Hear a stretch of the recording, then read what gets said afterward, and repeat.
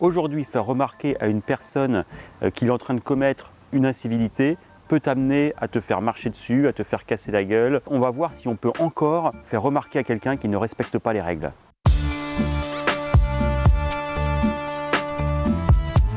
Ces derniers jours, il y a eu beaucoup de faits divers, par exemple celui où un chauffeur de bus fait remarquer à un groupe qui n'ont pas les masques, où ils reviennent en groupe, ils tapent dessus, ils le tuent.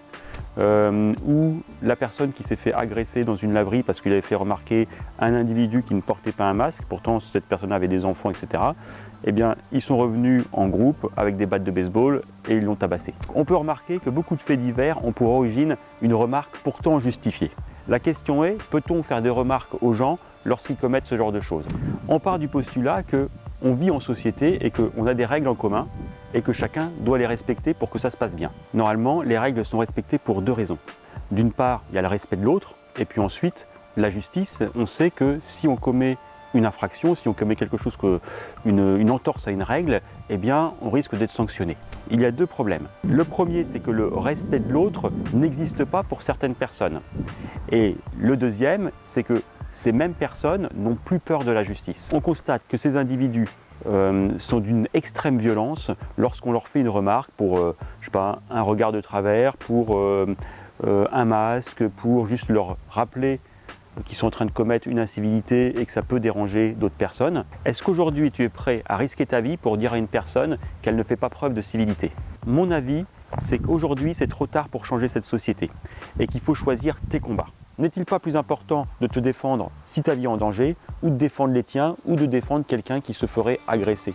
Il y a deux axes qui, à mon avis, sont prioritaires. Le premier, c'est d'apprendre à te défendre, d'être capable de te défendre toi-même, d'être ton garde du corps, d'être capable de défendre ta famille, les tiens. Pour moi, c'est la responsabilité de tout homme. L'autre chose, c'est de vivre dans un lieu sécurisé, c'est-à-dire faire en sorte que les tiens soient à l'abri, que tu sois à l'abri, c'est-à-dire soit dans un environnement où tu es bien, personne ne peut s'introduire chez toi, et sécurise le lieu où tu habites. Pars du principe que cette société, beaucoup de personnes l'ont voulu ainsi et qu'on ne pourra pas la changer. Tu dois anticiper, ne pas aller au-devant des ennuis, mais être capable de répondre en cas de problème.